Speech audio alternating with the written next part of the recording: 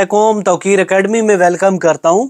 और आज की वीडियो में आपके सामने लेक्चर नंबर 38 है और कल हमने पिछला लेक्चर नंबर किया था 37, ठीक है, जिसमें हमने MCQs किए थे। 7वां बाब है रहनुमाई और मुशावरत। तो चलिए वीडियो को शुरू करते हैं, शॉर्ट क्वेश्चन करने लगे हैं।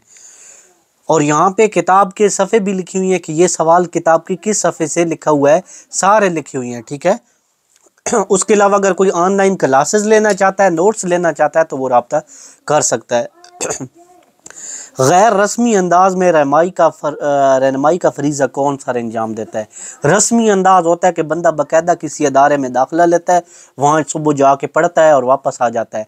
तो रस्मी तरीका वो होता है। गैर रस्मी जो गैर रवायती हो, ख़ानदान के बड़े अफराद, बंदे जो घर के बड़े अफराद होते हैं वो समझाते हैं, और मुआशरा बंदा बाहर लोगों से सीखता है। रहनुमाई का इस्लाही मकसद क्या है? इस्लाही मकसद, रहनुमाई एक ऐसा अमल है जिसके ज़रिए किसी शख्स को इसकी अपनी ज़ात के मुतल्लिक मुमकिन वाकफियत और आगाही बहम पहुँचाई जाती है, ताकि वो अपनी खुदादाद सलाहियतों को अपनी ज़िंदगी के मसाइल और मुश्किलात को हल करने के लिए इस्तेमाल करे। यानी रहनुमाई का इस्तिलाही मतलब ये है कि कोई शख्स किसी काम से वाकिफ़ हो, फिर वो उस बंदे को उस काम के बारे में बताए। तालबा और स्कूल के हवाले से रहनुमाई की 4 इकसाम: तालीमी रहनुमाई, पेशा वराना रहनुमाई, नफ्सियाती रहनुमाई, मुआशरती रहनुमाई। नंबर 4, तालीमी रहनुमाई से क्या मुराद है भाई?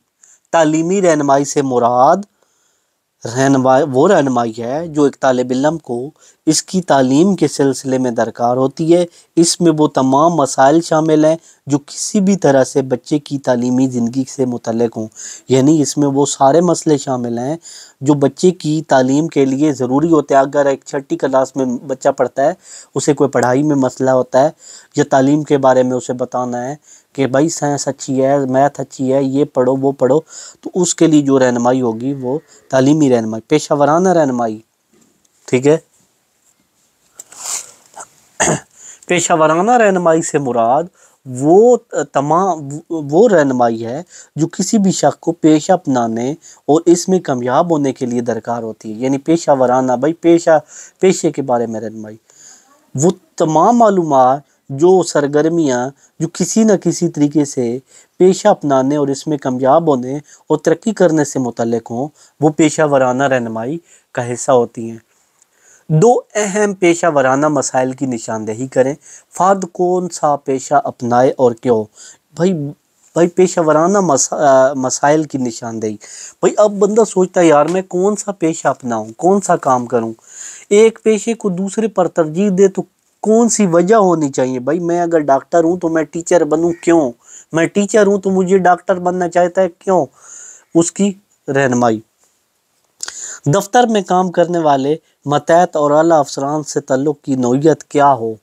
यानी जो आला अफसर हों उनके साथ ताल्लुकात की नौइयत क्या होनी चाहिए? नफ्सियाती रहनुमाई, ठीक है। नफ्सियाती रहनुमाई वो तमाम मसाइल जिनका ताल्लुक़ इंसानी ज़हन शऊर से हो, इनके हल से मुतल्लिक़ जानने वाली तमाम सरगर्मियाँ नफ्सियाती रहनुमाई के दायरे में आती हूँ। ज़हनी शऊर से हो, बंदा हो परेशान रहता हो, टेंशन हो, कोई मसला हो, तो उसके हल के लिए नफ्सियात का तरीका इस्तेमाल होगा। रहनुमाई की इस किस्म को मुआलजाती जो है रहनुमाई का नाम दिया जाता है। समाजी मुआशरती रहनुमाई से क्या मुराद? हर इंसान कामयाब और खुशगवार ज़िंदगी गुजारने की ख्वाहिश रखता है। हर बंदा कहता है कि भाई मैं कामयाब हूँ, इसके लिए कोशिश करता है। इस मकसद के लिए हासिल की गई रहनुमाई समाजी या मुआशरती रहनुमाई कहलाती है। मुशावरत के अमल का मरकज़ी नुक्ता क्या है? मुशावरत के अमल का मरकज़ी नुक्ता मुश्किल के शिकार फ़र्द यानी मुशावर की खुद अपनी ज़ाती कोशिश है। मुशावरती अमल के से निकाती अनासर तरी से होता है 3। मुशावरती अमल में कम अज़ कम 2 अफराद लाजमी हो, यानी मुशार जिसको मशवरा दिया जाता है और मुशीर मशवरा देने वाला। मुशीर का तरबियत याफ्ता होना ضروری ہے، یعنی جو بندہ مشورہ دے رہا ہو وہ خود بھی عقل مند ہو، ایسا نہ ہو کہ اسے کچھ پتہ ہی نہ ہو۔ اس عمل کا مقصد افراد کو پیش آمدہ مسائل کو از خود آزادانہ طور پر حل کرنے میں مدد دینا۔ مشار سے کیا مراد ہے؟ مشورہ لینے والا، ٹھیک ہے، مشار سے اتنا بھی جواب کافی ہے، یہ اتنا لمبا لکھنے کی ضرورت نہیں ہے۔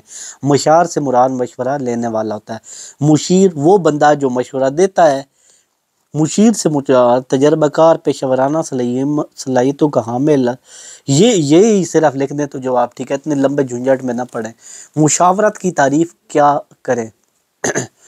مشاورت دراصل کسی خاص مسئلے یا مشکل کے بارے میں کسی ماہر اور تجربہ کار سے مشاورت ہوتی ہے، کسی بندے سے مشورہ لینے کو مشاورت کہتے ہیں، بس بڑا آسان سا جواب ہے۔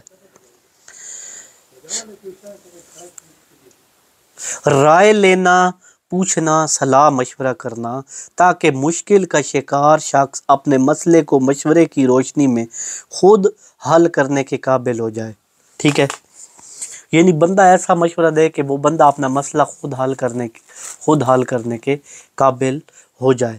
کارل روجرز نے مشاورت کا مفہوم کن الفاظ میں بیان؟ مشاورت دو افراد کے درمیان براہ راست اور مسلسل گفتگو کا ایسا سلسلہ ہے، یعنی دو بندوں کے درمیان مسلسل گفتگو کا ایسا سلسلہ ہے جس کا مقصد مشکل کے شکار افراد کی اس طرح مدد کرنا ہے جس سے وہ اپنی رائے، طرز فکر، رویہ اور کردار میں بہتر تبدیلی پیدا کر سکے۔ رہنمائی و مشاورت کے دو اہم مقاصد تحریر کریں۔ طلبہ کی ہمہ پہلو مکمل اور بھرپور نشو و نما کرنا، طلبہ کو عملی زندگی کی تیاری اور مناسب اور موضوع پیشوں کے انتخاب کے قابل بنانا، طلبہ کو گھر، سکول، معاشرے میں بہتر مطابقت اختیار کرنے کے قابل بنانا۔ نیکسٹ آ جاتا ہے جی طریقہ کار کے اعتبار سے مشاورت کی دو اقسام: انفرادی مشاورت، گروہی مشاورت، ٹھیک ہے، انڈیویجول اور گروپ۔ انڈیویجول سنگل بندے سے مشاورت، اور یہ ہوتا ہے ڈبل۔ انفرادی مشاورت معمولی نوعیت کا مسئلہ، طریقہ کار کیا ہے، ٹھیک ہے، معمولی نوعیت کا مسئلہ غیر رسمی بات چیت سے ہی حل کیا جاتا ہے۔ پیچیدہ مسئلہ رسمی ملاقاتوں کے ذریعے مشاورت سے مختلف معلومات حاصل کی جاتی ہیں۔ معلومات کے باقاعدہ تجزیے کے بعد مسئلے کا حل پیش کیے جائے، یعنی جو پیچیدہ مسئلہ ہو اس کے لیے باقاعدہ بہت سارے بندوں سے مل کر مسئلہ کا حل نکل۔ نمبر 18، انفرادی مشاورت کے لیے معلومات کے حصول کے 4 ذرائع: آزمائش، انٹرویو، سوال نامہ اور مشاہدہ۔ انفرادی مشاورت کے لیے معلومات کے حصول کے، یعنی جو مشورہ کرنا ہے اس کے حاصل کرنے کے لیے 4 طریقے، ٹھیک ہے۔ تو گروہی مشاورت سے کیا مراد ہے؟ گروپ میں، ٹھیک ہے، گروہی مشاورت کا مقصد طالبہ کو اجتماعی طور پہ مدد کرنا ہے تاکہ وہ اپنی دلچسپی، ذہنی جسمانی صلاحیتوں، ترغیبات اور تجربات ضروری ہیں اور مسائل وغیرہ کو جان کر اپنی تعلیمی، معاشرتی، سماجی زندگی کو کامیابی سے خوشگوار انداز میں گزار سکیں، ٹھیک ہے، یعنی گروہی کا مقصد طالبہ کو اجتماعی طور پہ مدد کرنا، بہت سارے طالب علم ہیں ان کی مدد کرنا، ٹھیک ہے، تاکہ وہ اپنی زندگی کے مسئلے حل کر سکے۔ اس کو گروہی مشاورت کہتے ہیں۔ گروہی مشاورت میں 2 باتوں کی زیادہ اہمیت ہے، ٹھیک ہے، کون سی 2 باتیں؟ گروہ کی ساخت، گروہ میں یعنی جو بندے ہوں کیسے ہوں، گروہ کا سائز، گروہ میں کتنے بندے ہوں بھائی۔ انفرادی اور گروہی مشاورت کے 2 مماثلتی نکات: مشاورت کے لیے جامع منصوبہ بندی کی تیاری، یعنی جو مشاورت کرنی ہے جامع منصوبہ بندی ہونی چاہیے۔ بچوں سے بات چیت کر کے مسئلے کی نشاندہی کرنا۔ نوعیت کے لحاظ سے اعتبار سے مشاورت کے مقاصد کا تعین کرنا۔ مسئلہ کی نوعیت کے لحاظ سے، نوعیت کے لحاظ سے مشاورت کی 2 اقسام: ہدایاتی مشاورت، غیر ہدایاتی مشاورت، اختیاری مشاورت۔ ہدایاتی مشاورت کا بانی کون ہے؟ ہدایاتی مشاورت کا بانی ولیمسن ہے۔ ہدایاتی مشاورت سے کیا مراد ہے؟ ہدایاتی مشاورت سے مشیر کو مرکزی حیثیت ہے، جبکہ مشار کا کام مشیر کے مشورے پر عمل، کیونکہ مشار اپنے مسئلہ کو خود حل کرنے کی صلاحیت نہیں رکھتا۔ ہدایت یعنی ساتھ ساتھ بتانا ہے کہ بھئی یہ کر یہ کر یہ کر یہ کر۔ ہدایتی مشاورت وہ ہوتی ہے جو بچے کو ساتھ ساتھ گائیڈ کیا جاتا ہے کہ بھئی یہاں پہ یہ کرو یہ کرو یہ کرو۔ ہدایتی مشاورت کس قسم کے بچوں کو دی جاتی ہے؟ کند ذہن، جو بہت چھوٹا ذہن ہو، شدید بیمار بچے، کم سن چھوٹی عمر کے بچے، نابالغ بچے۔ غیر ہدایتی مشاورت، غیر ہدایتی مشاورت کا بانی پروفیسر کارل راجرز ہے۔ اختیاری مشاورت سے کیا مراد ہے؟ اختیاری مشاورت سے مراد ہدایاتی غیر ہدایاتی مشاورت کی درمیانی راہ اختیار کرنا ہوتا ہے، جو نہ تو مکمل طور پر ہدایاتی اور نہ غیر ہدایاتی بلکہ ضرورت، حالات اور موقع مال کے مطابق اقمی حکمت عملی مشار کے مزاج کے مطابق طے کی جاتی ہے۔ اختیاری جیسی جس میں بندے کا اختیار ہو۔ ایک بندہ وضو کر رہا ہے، اسے آدھا وضو پتہ ہے آدھا نہیں پتہ، آدھا پتہ ہے وہ خود کرے، جو نہیں پتہ ساتھ ساتھ آپ گائیڈ کرو، ٹھیک ہے، تو وہ ساتھ کر لے، اس کو اختیاری کہتے ہیں۔ یہ نہیں کرو تو بھی ٹھیک ہے، نہ کرو تو بھی ٹھیک ہے، ٹھیک ہے۔ یہاں پہ آ گیا جی انشاءاللہ نیکسٹ ویڈیو میں۔ یہ تھا میرے شہزادے بہن بھائیو 38 نمبر لیکچر، اور یہ ہے 39 نمبر لیکچر، ٹھیک ہے۔ تو نیکسٹ ویڈیو میں ہم 39 نمبر لیکچر کریں گے انشاءاللہ سوالات۔ تمام لیکچر کے لنک ڈسکرپشن میں موجود ہیں، آپ نے دیکھ لینے۔ اسی ویڈیو کے ساتھ اجازت چاہتا ہوں، فی امان اللہ، اللہ حافظ۔